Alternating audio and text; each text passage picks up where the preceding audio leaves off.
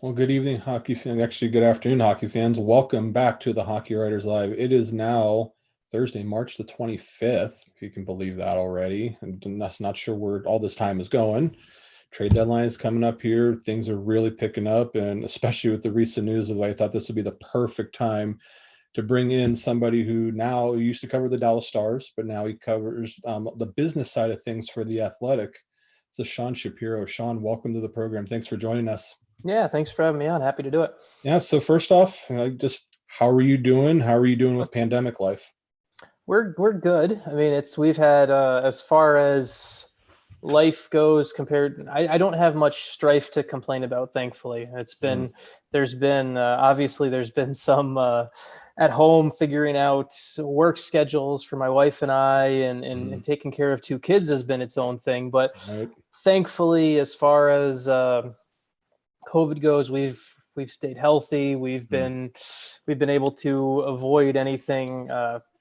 We've Both of us kept our jobs, which I like. So I have nothing in the grand scheme of things. I don't have anything to complain about compared to what other people in the world have gone through. So obviously, I would prefer to see people face to face a little bit sooner in the world, but overall. I knock on wood, I've been pretty lucky. So Yeah, same on this side too. I mean, he was able to get both COVID vaccines, had the second one last Tuesday already. So another week or so, be considered fully vaccinated, happy, healthy, working just like you. Now, and we say here all the time, we cannot be thankful enough for all the frontline workers out there. Anybody who, whether it be from a grocery store worker to nurses to doctors, a lot of people have made this work out that we can be safe in doing what we're doing. So if that's you, thank you very much for that. We do appreciate what you're doing for everybody, for sure. Yeah, I'll echo that 100%. I'll echo that. I mean, that's something where it's, I think of the grocery store people in particular, we forget about, like, we obviously talk about the first responders in the medical field all the time, and rightfully so, but obviously I think about the people in the grocery stores and things like that too. So that's a good, I'll echo that sentiment, obviously.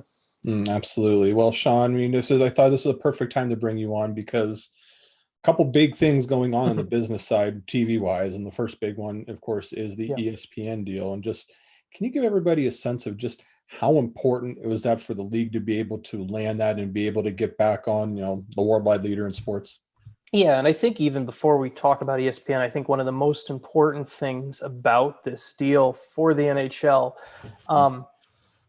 to be one of the big four in the United States with the NFL, the NBA, and baseball. Like, the NHL was lagging behind by being a one national TV carrier in the United States. I think that's the first thing we need to talk about. As far as with the NHL, it was important to get back onto a footing and be treated like the NBA, treated like Major League Baseball, treated like, obviously the NFL is the granddaddy of them all, but to be on a spot where you had more than one national TV deal, to be in a spot where more than one national network would be interested in you, and the type of revenue that brings in, because by being on only NBC, the NHL were basically putting all their eggs into the NHL was putting all its eggs into one national TV partner basket. They were attaching themselves to kind of, you're attaching them to a ship that didn't really have that arm. Where was the ESPN is to use the term that an NHL executive has used when talking to me, is ESPN is the sports bar default, right? Like, while you may have on Saturday someone's putting on NBC Sport, like, you walk into a bar when you can walk into a bar again in the world. NBC Sports is not the default; it's ESPN, and as much as people like to go and rip and say, oh, ESPN doesn't know hockey or whatever, all that stuff, you have to remember ESPN is going to promote the products it has the rights to. And that's the whole thing and so ESPN was going, why would they, honestly, like, as much as it sucks, like, why would they promote hockey when they are paying for the NBA rights? They're paying for baseball rights. They are not going to promote something that they have no ability to really benefit from by not being the national TV partner. And so getting onto ESPN was huge. It kind of getting back in with ESPN, getting back into that kind of general conversation was a really big focus for the league. Mm-hmm. And then the other thing about this deal that the other really big thing about this deal is the streaming element of it, Yep. and where the how the NHL and ESPN basically this is a sign of where we're going and how the league basically was willing to bet big on streaming. And I'm not even talking about I think it's a great thing. I think it's a really good move for the league to have NHL TV become part of ESPN Plus. I think that's a really good deal for the league. I think there's an element of, like, for example, I was talking to someone who I know here in Dallas, who is a former Detroit native, who they're not the niche consumer who's going to pay for an out-of-market NHL TV package, but they'll pay $6 a month for all the stuff ESPN Plus has. And so now so next season, they'll catch 6 or 7 Red Wings games they would have never watched before, but they were never going to pay for just an NHL out-of-market TV package. So I think that's big. But the biggest thing for me, the biggest sign is there's those 75 games was part of the national TV package that are Hulu and ESPN Plus exclusive. And the fact that the league was willing to sign on for a deal for 75 national TV games that aren't on traditional television at all, that just shows you how big the league is betting on streaming and how big and how much they're willing to embrace that. Okay, this is where we're going. This is the future. Traditional TV certainly has an element. The Stanley Cup, I don't think the Stanley Cup will always have an element on traditional television, but you can be willing to know that you'll still have enough of an audience base if you go, hey, we've got 75 games that are only going to be on ESPN Plus and Hulu on a national level. That's big to me. And then, of course, the money is obviously the money is always going to be big. I mean, $420 million per season for 7 years. And then when the league was getting an average annual value of $200 million for 10 years, plus another likely 200 coming once we get to the B package. And so there's so much. There's so much good for this in the league. There's a couple minor things here that you can maybe nitpick at. I mean, the only detraction I've heard from the deal, talking to people across the league, is did they make the deal too long? That's the only detraction I've heard is 7 years. Is the NHL leaving money on the table in years 5, 6, and 7 because we don't know what the rights or what streaming might look like in 5 years from now? That's the only detraction I've heard. Okay. In general, it's a win for the league. It's a win for the league and we'll see. I would imagine sometime soon we'll see what the full national TV package is going to be as well. Whenever that B package does get finalized, it's going to be and it will give us a nice picture of what exactly to expect. How was ESPN able to, I should say, how is the National Hockey League able to position themselves to be able to reacquaint themselves with ESPN? Was it a marketing thing? Was there anything in particular they did that made ESPN say, you know what, we got to do that. We can do this again. So from my understanding of it, the NHL, it wasn't specifically the NHL. The NHL embodied the idea so ESPN Plus comes in 3-4 years ago. And one of the big ideas for ESPN Plus when they came into play 3-4 years ago was, we want to be the place to get these out of market streaming packages for domestic leagues in the United States. We've obviously seen what they've done they had Serie A, with the FA Cup, with the international soccer and gobbling those things up, and even MLS now. So the NHL became became a little bit of a goal for ESPN, just of the out of market streaming. And a lot of people don't realize that Disney and NHL were already linked at the hip. They've been linked at the hip for about 4 or 5 years now, because Disney bought BAMTech from Major League Baseball. That's right. Yep. And so while it was NHL TV, Disney was still sending $100 million a year to the NHL as part of part of when they own BAMTech. So that was part of it. And then the other thing for ESPN, just from a perspective of why do you want this, is if you can grab you can kind of, I don't want to say a niche sport, that's the wrong word, but Mhm. they saw what happened with UFC. They saw what happened with mixed martial arts and everything like that, where if you are and I'm not an MMA fan or anything like that, but I've talked to people who are. If you are into mixed martial arts, you have to have ESPN Plus. That is from my understanding of it. That's the only way you'll really be able to consume that sport. And ESPN looked at, okay, there's a market of a hockey fan that if we can make shit that they have to have ESPN Plus, and Mm. it's a viewership that generally has the disposable income, and on top of that, I mean, $6 a month is really not too much anyway. Yep. They looked at it as a play to really boost kind of the power of ESPN Plus, and the other thing was getting the Stanley Cup final. That was the other Yeah. thing too from ESPN, for where they have 4 of the next 7 Stanley Cup finals, and having that was another kind of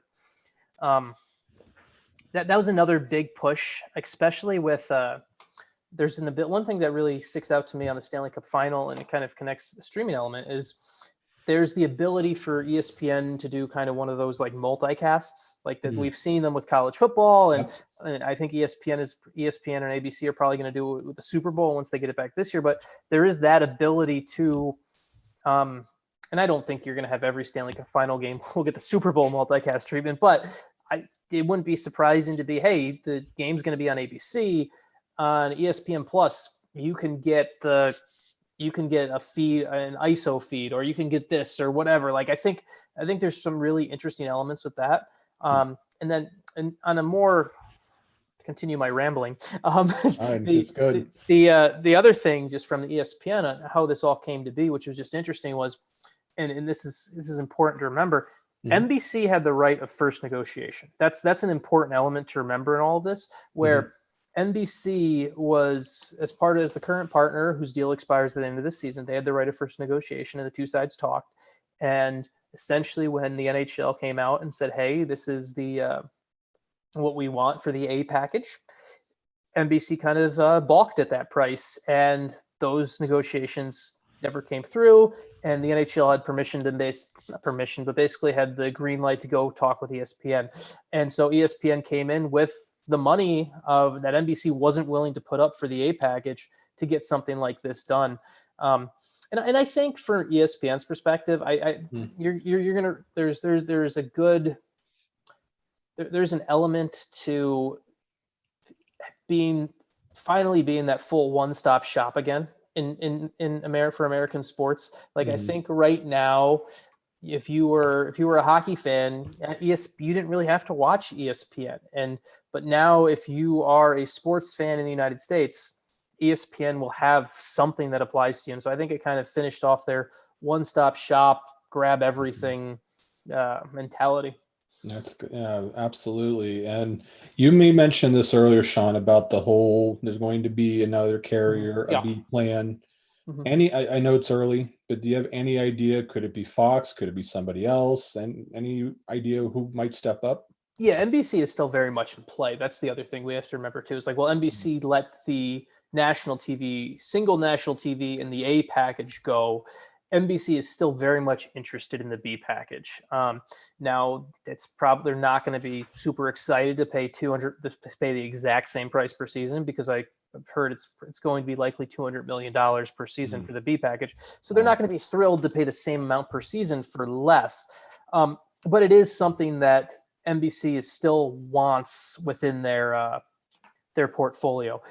It's going to be interesting too to see, based off what precedent the A package sets for the B package, because obviously the A package came with 75 games exclusively on ESPN Plus, or even ESPN Plus and Hulu that are national TV games. That sets a precedent for NBC, and this would certainly interest NBC because they're trying to beef up Peacock as much as they can.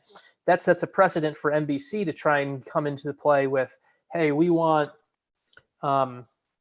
I'm making up a number right now for example's sake, but hey, we want 35 games a year exclusive on Peacock, which NBC now kind of has a little bit of, they can use that ESPN deal to kind of try to parlay into their own beefing up their own streaming service. So NBC to me is still the favorite. Like if I was betting, I would bet NBC is still involved. I think NBC and the NHL are tight on many things.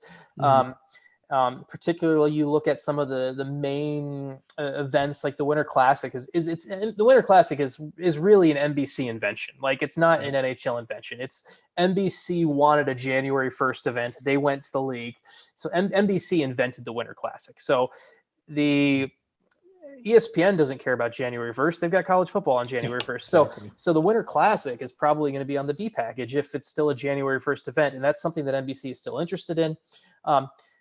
If not NBC, Fox is definitely interested, and I think they're in play. But I don't. And CBS is an extreme dark horse. CBS is an extreme dark horse, but once again, they also have their own streaming service now in Paramount Plus, where they could try to be, well, if we could leverage and get 25 NHL games a year exclusively on this.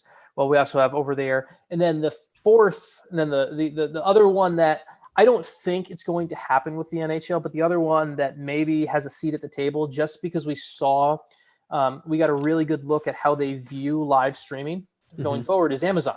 We saw Amazon getting an exclusive NFL game. Now, Amazon obviously has they're the sponsor for Climate Pledge Arena. It's not Amazon Arena, but it's Climate Pledge Arena in Seattle. There's some ownership stake in the Seattle Kraken with that. So, see, Amazon. I don't think it'll happen, but Amazon is kind of this looming space there that could also be in play as far as once again, we're looking at if the NHL is truly going to, hey, we're going to embrace streaming. So end of the day, I think it's going to be NBC, but and I think it's going to be NBC. And I think if it comes down to a level of, if the price point's $200 million and NBC and Fox both are willing to give $200 million, I think the deal goes to NBC. Now, if Fox's dollars and cents drive everything, if Fox says, "Oh, we'll give $300 million," which I don't think will happen. I don't think anyone's going to pay $300 million for a B package. But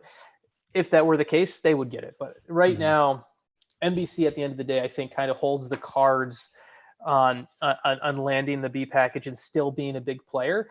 And we also can't forget that the B package provider, channel carrier, whatever, they will get every other Stanley Cup final and get one of the conference finals as well every single year. So that can't be understated. So I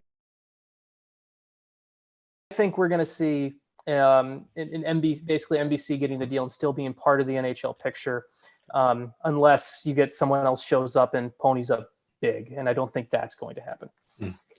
Shapiro from The Athletic joining us, talking about the business of hockey, specifically the TV deals. And another one that it's going to be coming on March 31st, I believe, is Bally's now.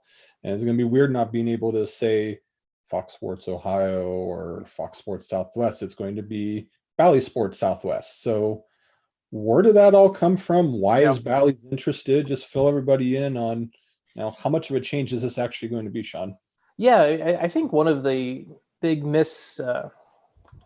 of the things that people don't understand from an outside, and I understand why people don't understand, because the branding is weird, is like the Fox regional sports networks aren't owned by Big Fox anymore, anymore. Like they actually went from, they were owned by Disney for a little bit, and now they're owned by Sinclair Communications. And essentially, so Sinclair kept the names. They kept the Fox Sports Ohio, the Fox Sports Detroit, the Fox Sports Southwest. They kept all of those just for branding. And essentially they kept those because they weren't going to rename them until something like that did happen, where Bally came in and bought the naming rights. And so it's now you're going to have Bally Sports Detroit, Bally Sports Ohio, Bally Sports West, Bally Sports Southeast, all that stuff. And so And really, the reason that Bally did it is the exact thing. If you can go back and replay what I just said, how many times did I say the word Bally? That's the reason for this deal, is the point of Bally is trying to, as the legalization of gambling and legal sports betting, specifically single game betting and even in-game betting, becomes more legal essentially at some point it's going to be legal everywhere in the United States. It's obviously rolling out on kind of a state by state basis. Bally wants you to be so inundated that when you think about you want to place a bet, you're opening the Bally app. And that's really what it is. It is a giant marketing push to get it into, make it second nature of, oh, I'm going to go place a bet and I'm going to use Bally. That's really what it is. In the long term, and we're going to see this on every sports network because where there's so much money on the line for gambling companies trying to get in the long term. And I've been told this is not something you're going to see come April 1st, but in the long term, you're going to see, hey, don't be surprised if you see lines and odds getting broken down more specifically in pregame shows, where if you're on, say you're watching the Blue Jackets games on Bally Sports Ohio and they're going to the pregame show, don't be stunned if at some point during the 21-22 season, they're like, hey, here's the odds Patrick Line, over under for Patrick Line is 1.5 points or something like that, mixed more and more into the pregame show. Yep. And that's not just going to be a Bally thing. I mean, the MSG Sports Networks, NESN, all of them are also going to have their own gambling partners. So you're going to see that across the board. Yep. In the short term, for the viewer consumer base, aside from essentially the brainwashing of trying to get Bally into your brain as much as possible, not much is going to change in the short term. Channels are still going to be the same. We're going to be in the same spot. As far as channel number wise, they're going to be, the overflow is going to be the same. Instead of a Fox Sports Go app, it'll just be a Bally Sports app. So in the short term, it's going to be the same. And the other thing that frustrated, I know a lot of people, I had a lot of people would send me Twitter messages or emails or whatever when this happened, is like, oh, does this change Sinclair's setup at all with YouTube TV and Hulu and everything like that, because it's so hard to, they're not available on there.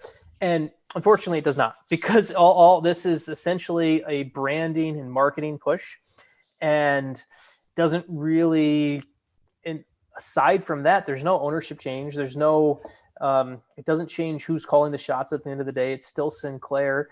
It's really all about the branding, and more of the gambling and sports betting are just going to are coming so much more a part of the everyday life as a sports fan in America, not just hockey, in every sport.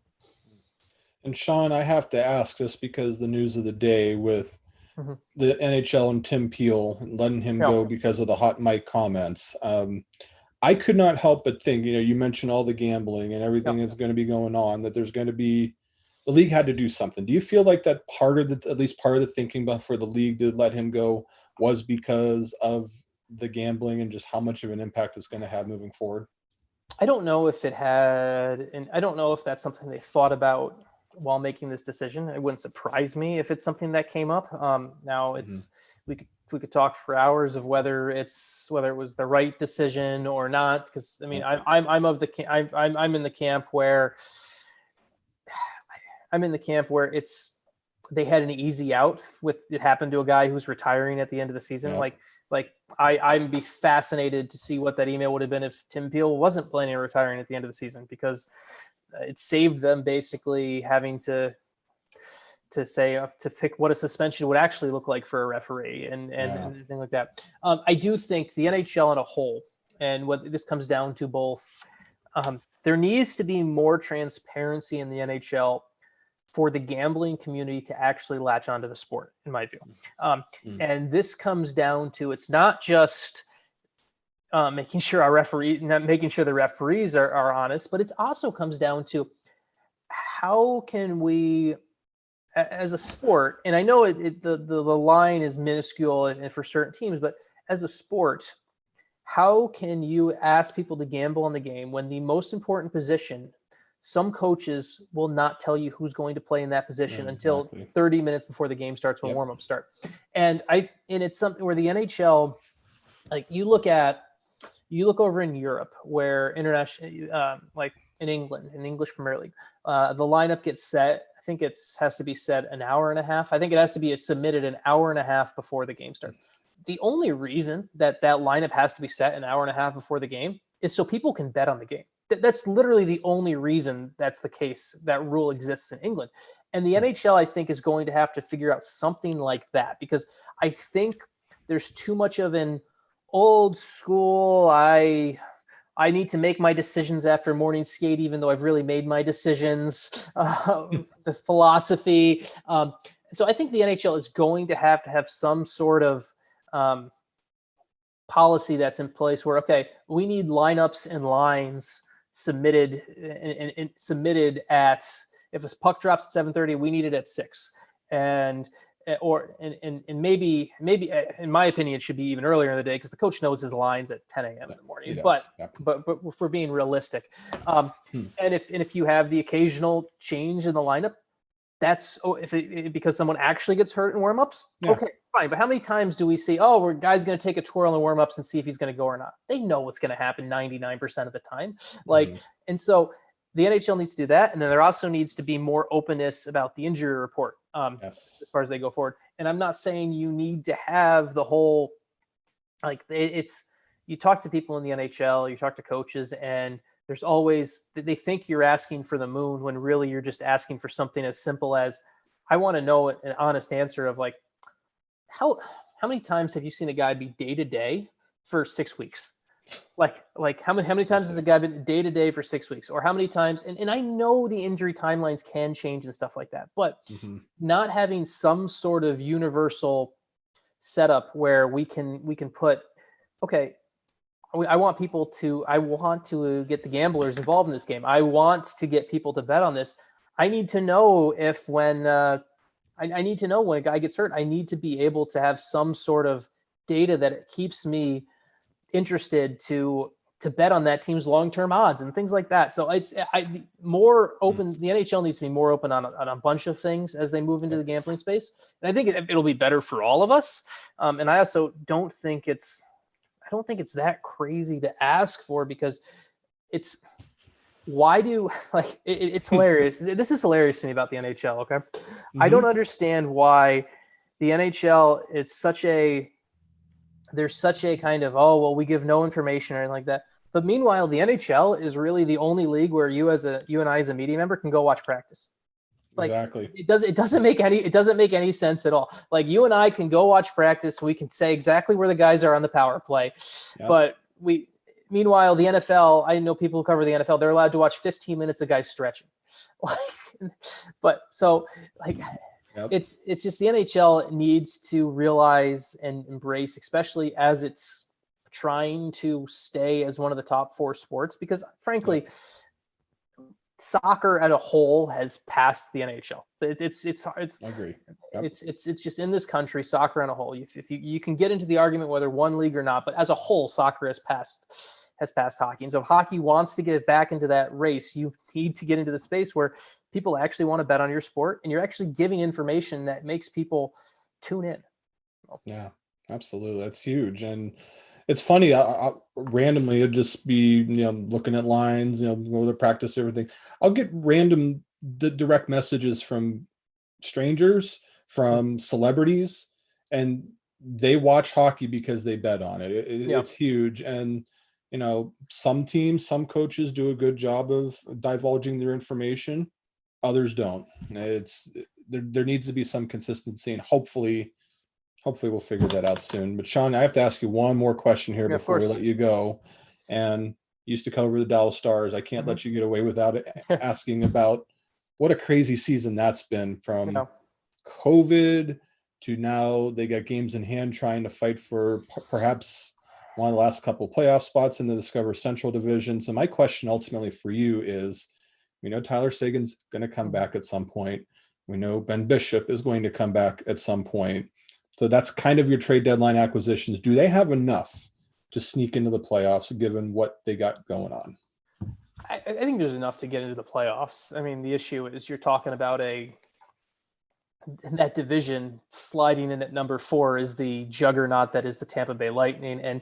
And we saw like Tampa and Dallas. Dallas was a great story going to the Stanley Cup final last year. But at the end of the day, that series was Joel Hanley's game of his life and a Corey Perry overtime goal away from being a sweep for Tampa. Like that's like the end of the day. Like it was a tremendous story. It was fun to cover as someone who covered it. But Yes. at the end of the day, Tampa was the much better team, and they were. It was clear. That was clear. And I went to watch I'm gonna watch Dallas and Tampa play consistently in this division. And it is a clear divide when if you were to tell someone, oh, it's a Stanley Cup final rematch, you wouldn't really believe them. And so I think Dallas has enough to get in. I really do. I think there's enough. I think it's really a crapshoot for that fourth spot. I think you have your top three in that division, and then it's kind of a crapshoot for that fourth spot. Dallas is in kind of a weird spot when I look at it, because they're not in. They only have one piece they could really sell. And that's if you were to decide, okay, hey, we're going to move Anton Hudobin because of what Jake Ottinger has done this season. Yep.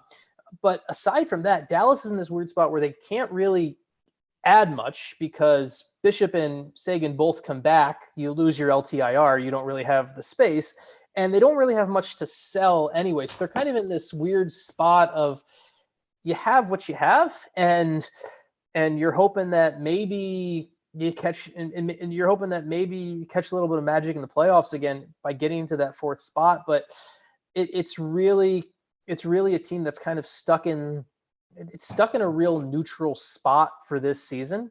Mm-hmm. And I think it's a team that really, if you look at their best long-term prognosis, is the following season, if you get a fully healthy Sagan, you get a fully healthy Bishop, you get some of these young guys who have played more this season in the Ty Dellandreas, the Jason Robertsons who have really stepped up. You get a Jake Ottinger ready.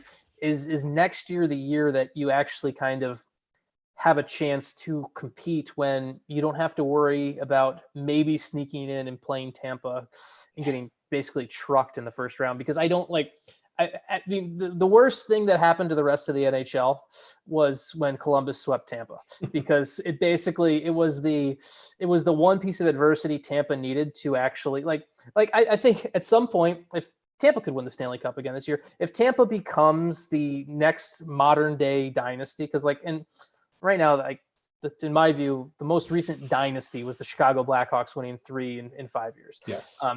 If Tampa has the potential to do that, and if that happens someday, we'll look back and there'll be oral histories, and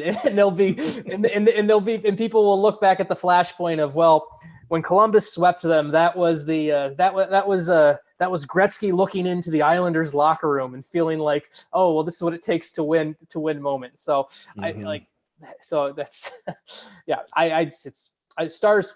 Back to the Stars question, I think they could get in, but I don't have much hope for them beyond that. And even if, maybe you also have to wonder, if you're a team, obviously you want your young guys to play, but is it worth it? I mean, no GM will ever admit that, but is it worth it? Is it better just to maybe try and catch some luck in the lottery? So that's always the question, right? And I have to low key thank you for bringing the Blue Jackets into this in last couple playoff seasons. I think the Penguins beat them. They went on to win the Cup. I think the Capitals beat them. They went on to win the Cup. The Bruins beat them, ended up going to the final before losing to the Blues. And then Tampa beats them and wins everything. So it's if you beat Columbus, you're on your way to places. Seems like that's the general rule. But Sean, this has been awesome. Really good stuff. Thank you very much for taking the time out to join us. We definitely appreciate it. Yeah, thanks for having me. It was fun. Yeah, so guys, really, just make sure you hit that subscribe button. Make sure you hit that like button on Facebook. You will not miss any of these interviews. Stay tuned for the second half. We have our Vegas Golden Knights panel coming at you. And welcome back to part 2 of the Hockey Writers Live here, March 24th, 2021. We're glad that you stuck with us. Really hope that you enjoyed our conversation with Sean Shapiro, talking about ESPN and Bally Sports and just a lot of other things going on. So really good stuff from him as usual, but it is time to go to our panel portion of the show. And our Vegas Golden Knights writers are joining us. Joining us tonight, we have Ben Fisher, we have Michael Vidakis, and we have Brett Pickler. Guys, welcome to the show. Really appreciate you taking the time. Hey, thanks for having us. Yeah, thanks for having us. How does it feel, first off, to kind of go a little bit off the scale here, to be covering a team, who just came into the league and they've enjoyed nothing but success so far? Does it feel like that there are 30 other teams that are out to get you or just hate you right now? Yeah, I definitely feel like it's a bit fun covering it because you get to see the success almost every single night, and that it has caused like a bunch of teams like now that good at rivalries with the Blues, the Avalanche, and even the California teams that enjoyed the success for a while. But it feels like everyone in the league wants to like take us down a notch, if that makes sense. Definitely. What do you think, Ben and Mike? Well, I'll tell you that's why I'm here. I mean, I'll confess that I'm not a Nevada guy. I'm Toronto born and bred and a Leafs fan. But when I came on, I had the choice from a few teams to cover, and I looked at the Golden Knights and I said, "There's been no better story in hockey over the last 3 years." So it's definitely cool to be riding this wave and to have a whole lot of positive content as opposed to a lot of other teams where I might be griping a little more. Now, what do you think, Mike? Yeah, absolutely. Same as Ben. When I first came on, I had a choice between teams, and I saw Vegas, and they're exciting. Well, whatever people say, very exciting hockey team. And yeah, I certainly do think that some fans across the league are a bit salty, I would say, at Vegas' success. One of my first articles, I wrote how Vegas could take it all this year. And one of the first comments is, next time you write an article, say how the NHL stacked the odds for them, for their success. And you can definitely see how some people are salty about Vegas.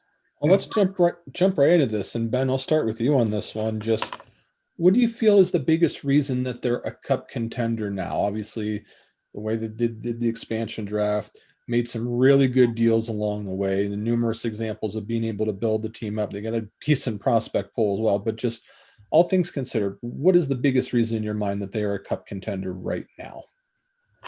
Well, great question. For all the things that are going well with the organization right now, I think that they've put big money out there, but it's going towards guys who are producing right now. You look at Stone, you look at Fleury, you look at Pacioretty. There's obviously a lot of cap and a lot of term that the teams put out there, but even though they've got some cap headaches right now, but at the same time, the guys that are causing those problems are nice problems to have. They're producing points. They're at the top of the lineup. So the key in the NHL is to get the production from your big guns, and Vegas is definitely getting that right now. And Michael, what do you think is the biggest reason that they are a true cup contender right now? I think Ben said it beautifully. Their big guns playing amazing. They have an absolute stud in nets in Fleury, which was a very big surprise for a lot of people, I would suppose. And yeah, just it's all coming together. It's synchronizing perfectly. So yeah, it's exciting to see what they could do in the playoffs. Absolutely. Brett, what do you say? Final word on why you think they are a big cup contender right now? Well, the Knights have a lot of like youth in their lineup as well that are producing. You got guys like Nicholas Haig, Zach Whitecloud, Alex Tuck, who have all like seemed to found their game this year. I mean, Whitecloud was a story last year in the playoffs with his defensive play, and Tuck last year is continuing his playoff momentum from last year, and I think he's second in team in scoring right now. So it's a good mixture of young production as well as what Ben said with like the studs on the lineup like Stone, Pacioretty, and Fleury just all producing well. They seem to be a fine, well-oiled machine. Very well said. Michael, we'll start the next question with you this time. So we know that they're a contender. We know they're going to try and go for it. But a lot of good pieces in place. But is there anything lacking? Like, where do you feel like they should be doing at the deadline? Like, what kinds of players should they be targeting in your mind? Absolutely. We actually had a discussion about this, Ben, Brett, and I yesterday, and definitely third line center.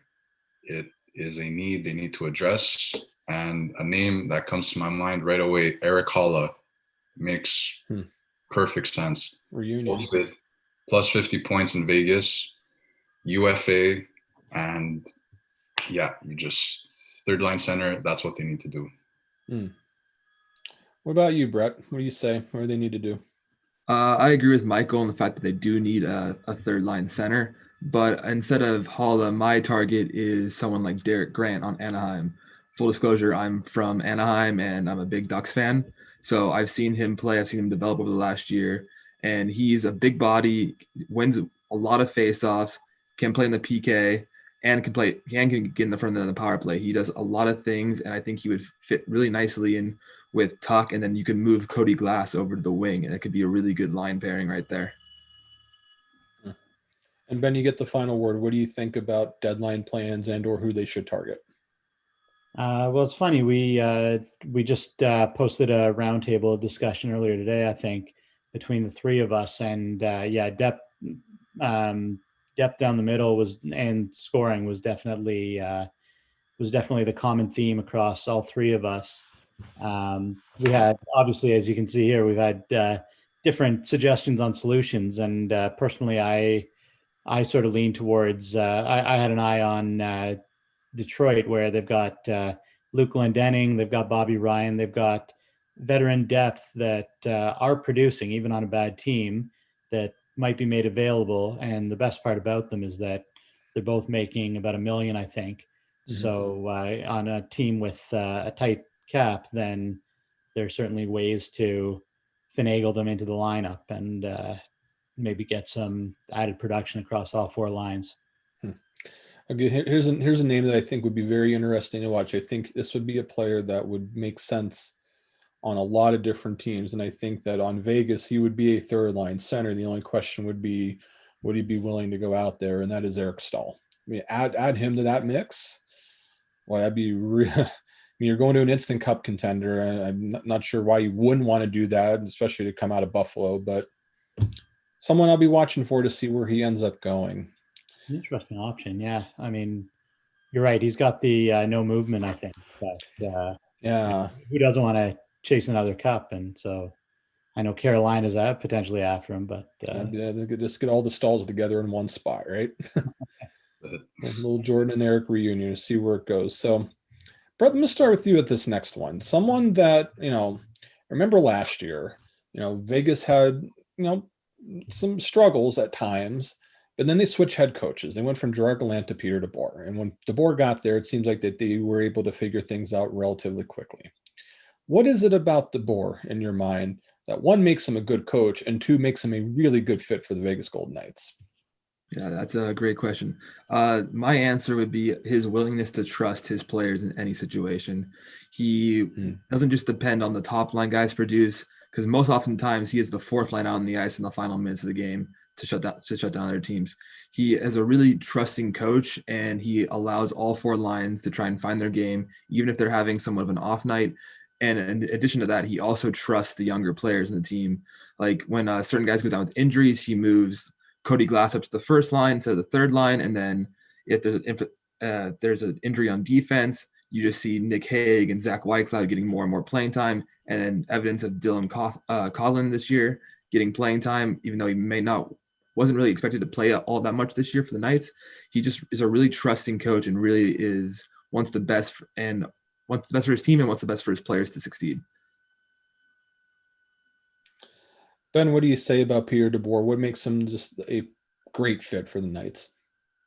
I love what Brett said about the trusting aspect, because right now we've got Chandler Stevenson centering the top line, and I mean that's an opportunity that he certainly never had with the Capitals, and he's delivering. He's showing what he can do in that role. I mean, it of course helps to have Pacioretty and Stone flanking him, but at the same time, he's doing exactly what's needed to make that line go. And that's an opportunity that's been afforded by DeBoer that I'm not sure other coaches would have produced. I don't think that Stevenson necessarily immediately strikes you as a number one guy. And likewise, as Brett said about the young defensemen, about Hague and Whitecloud, just trusting them on what is a pretty veteran-laden deep blue line. And I think that's made the loss of Pietrangelo that much easier to handle, that these guys are being thrust into roles that now they're comfortable with, that they they know they can do. They've got the belief in themselves, and they're handling it pretty well. And Michael, you get the final word on Peter DeBoer. Yeah, I think DeBoer is he's a hungry coach. Like, I think him losing in 2 Stanley Cup finals, one with New Jersey in 2011, 2012, and with San Jose in 2015, 16, I think he wants to win. And his players see that and respect that because they ultimately want to win a Stanley Cup too. So I think it's all hands on deck for everyone. And let's hope third time's the charm here. Let's hope you could take them to the Stanley Cup final and finally capture it. So, yeah. And just if you're just tuning in here, Hockey Writers Live, my name is Mark Scheig. I am the host, and this week we have our Vegas Golden Knights panel, Brett Pickler, Michael Vidakis, and Ben Fisher joining us. So we'll go on to our next question, and Ben, we're going to start with you here. Marc-Andre Fleury has obviously been just a tremendous story this year in net. You know, Robin Lehner's obviously dealing with some stuff and recently came out and admitted what he was going through. So, but you got 2 good goaltenders, and if they're both healthy and ready to go come game 1 of the playoffs, I imagine that's going to be a little bit of a decision. So my question, Ben, to you is, if you were in that position where you had to start either Robin Lehner, assuming his health, or Marc-Andre Fleury, well, who would you start? Who gets the net? I mean, if you're asking me that today, then it's got to be Fleury. I mean, I'd argue that you're talking about the Vezina conversation.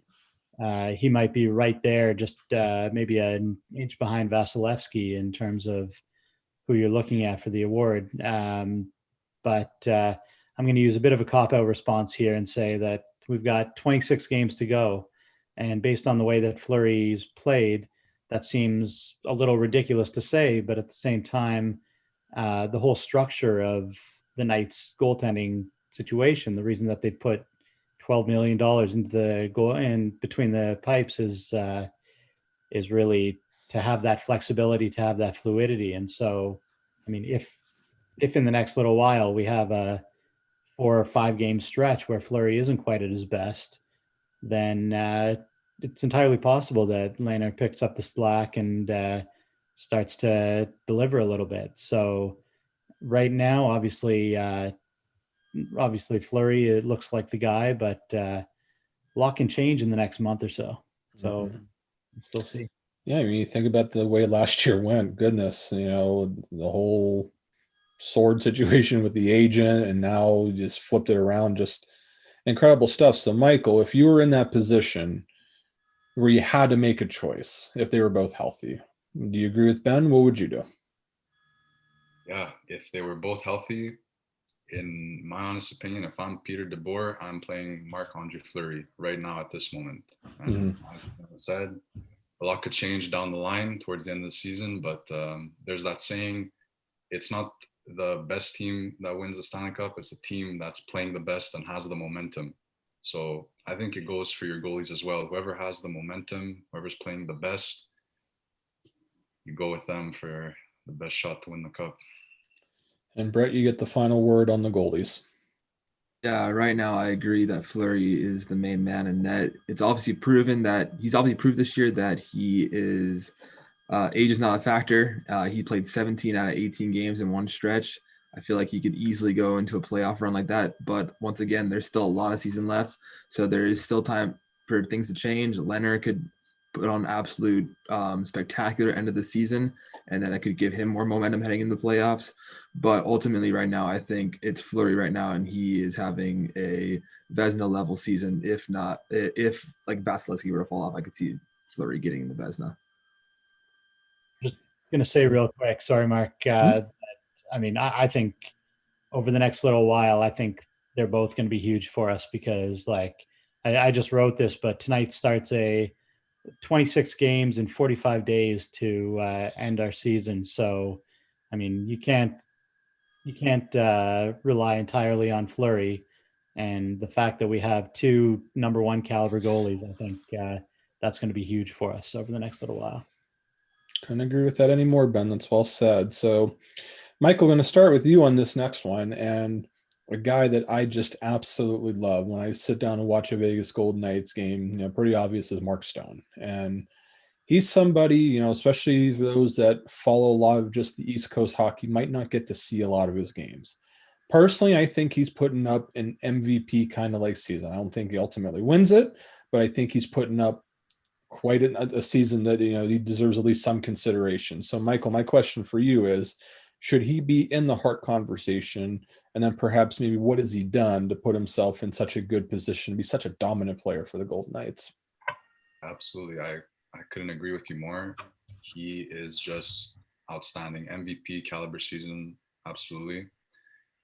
And if McDavid wasn't having that 60 point at this point of the season that he's having, and I've read articles calling him a cheat code, and then there's also Patrick Kane comes into the mix, which he's been very impressive.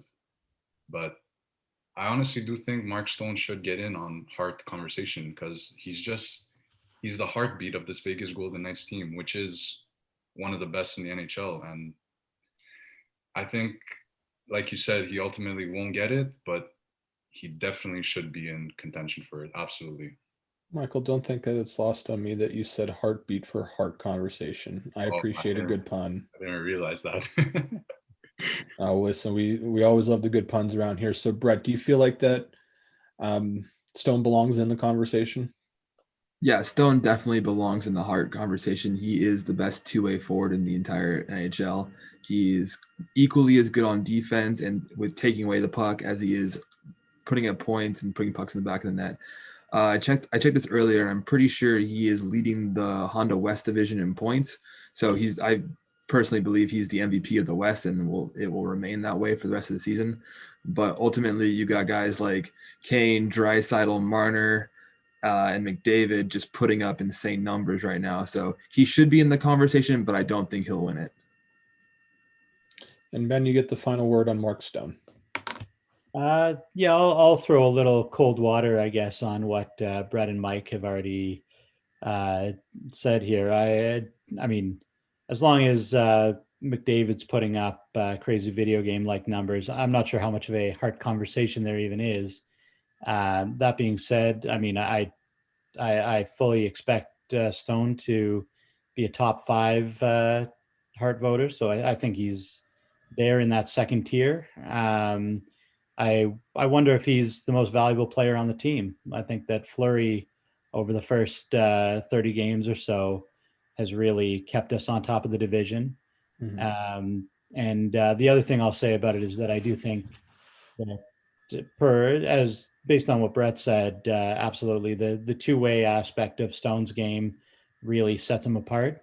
I'm not sure that that's something that is necessarily recognized as well when the writers are voting on the award. I think that if it was a coach's vote, then he might look a little better at the end of the day. But I guess I'll echo what the other two have said in terms of, yes, he's right there in sort of a second tier. So he's up there, best player on the best team in the West. So it's not too bad.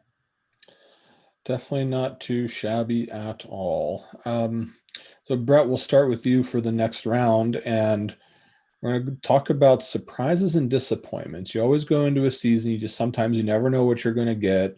A lot of young players come in, whatever. So ultimately, who in your mind would be the biggest surprise for you so far?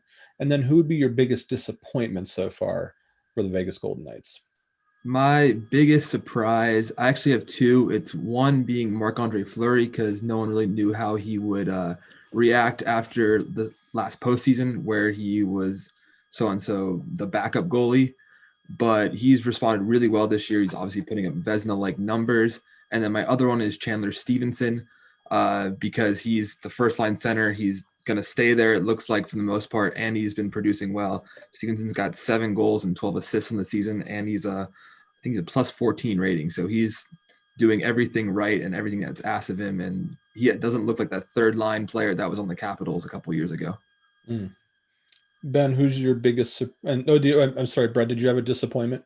Oh, yeah. My biggest disappointment on the year is Alex Pietrangelo.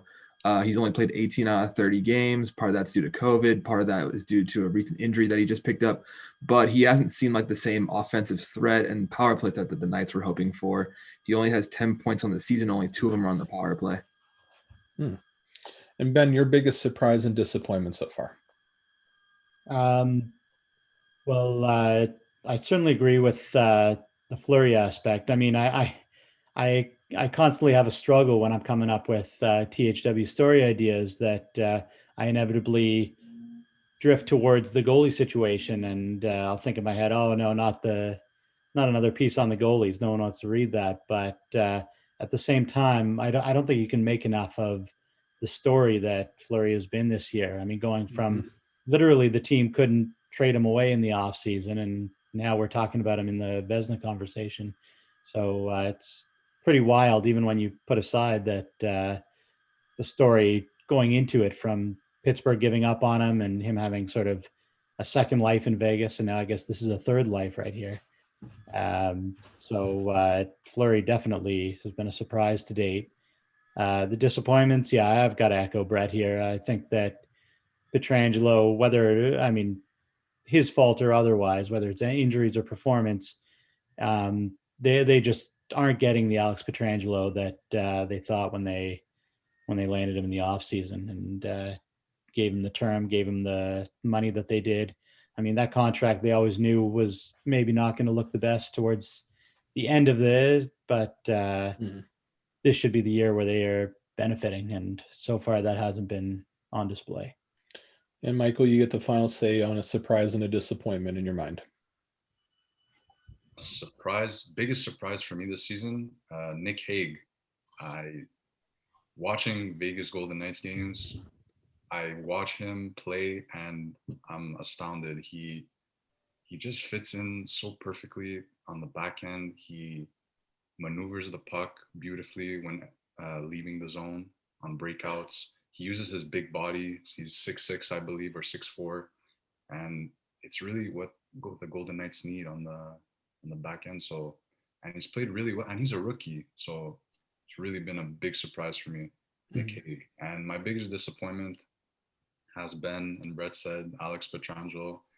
And it's not that he's played really badly, but I think signing for such a big contract and all the hype coming into the season, we were expecting a lot more, and he hasn't lived up to those expectations. So yeah, Alex Pietrangelo.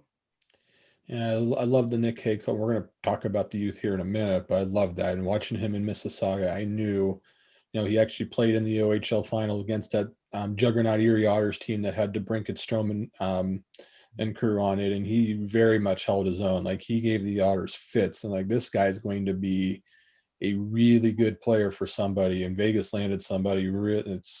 Can't wait to see how he develops. Off to a really good start, like you said. Couldn't agree with that anymore. So, speaking of the youth, Ben's going to be our final question of the night, and it's all about the youth. So, he mentioned Hague. Keegan Kolestar scored his first NHL goal, gets into quite a number of fights as well. Mentioned Whitecloud, Tuck. There's a lot of just impressive youth up and down this lineup. Who's impressed you the most in that department for the youth? Sorry, was that for me? Yes. Oh, okay. Sorry, didn't catch that. Okay. Yeah, I mean, Hague certainly off to a pretty incredible start, and just really seems to have all the tools. I have to say that he may not be putting up the same stats, but Brett mentioned Whitecloud in his in an underrated piece just the other day, and that really resonated with me. Where, I mean, he's 23, 24 years old, I think, and looking so composed out there, being entrusted with big minutes. He's up to averaging 18 something a night, and just piggybacking, I guess, off that playoff run last year. He's settled in, never looked out of place, and it's easy to take him for granted because you don't really notice him out there. But that's the sign of a pretty great stay-at-home defenseman, where he's not making mistakes. He's not giving you any reason to notice him out there. And Michael, who has impressed you the most so far? Maybe it's Haig or is it someone else? Yeah, so Haig has been the biggest surprise for me. But aside from Haig, I really liked how Cody Glass has come in to his own game this season. He's been super calm with the puck. He's creating more and more chances. He's really coming into his own, and I'm really starting to see why he's going to be such a big piece for the Vegas Golden Knights, or maybe another team. We're not sure, but yeah, Cody Glass has been very surprising. And Brett, you get the final say on the night here. Which youth has impressed you the most? As much as I want to say Alex Tuch is impressing the most with him being second in team in goal scoring, it was kind of expected that he was going to take that next step up this season after his playoff run last year. So my answer is going to be Nick Hague, just to reiterate that point. He looks so confident with the puck, never looks out of place. And with Pietrangelo out, he seems to be getting a bigger role. He's like coming into his own as a player, and he's got an amazing slap shot from the point. I mean, the Vegas Golden Knights Twitter account has deemed it the Hager bomb. So a lot of comedy with that. And he's just a really fun player to watch and really see him come into his own and use his big body to help the team win. And a bonus question for anybody can answer this. Is there anybody that has a better social media presence than the Vegas Golden Knights? I don't think so. Who else can tweet in a lineup of all emojis? Who else can just, they seem to engage their fans. It's like everything about Vegas. Quick story. I was at T-Mobile Arena a couple years ago. I got to actually be in press row to watch a game up there. I just could not believe how impressive from beginning to end their presentation is. It comes as no surprise with Vegas, but it's literally, it's no wonder that they're known as a first-class organization. It's the way they do everything is just so well done. It's such a well-run organization. It's great. It's definitely great to see. It'll be interesting to see how Seattle fares, if they can do just as good or, maybe even a little bit better. Who knows? But Brett, Ben, Michael, we really appreciate you guys taking the time to join us talking Vegas Golden Knights with us. Thank you, Mark. Thank you so much for having us. Yeah, I appreciate that. And fans, we appreciate you jumping on with us. Remember, hit that like button on Facebook. Make sure you subscribe on YouTube. Got a really special guest for you next week. Columbus Blue Jackets General Manager Jarmo Kekalainen is going to join us live from 8 to 8:15 next Wednesday to talk trade deadline and much more. So don't miss that. Hope you have a great week in the meantime, and we'll see you next week here on the Hockey Writers Live.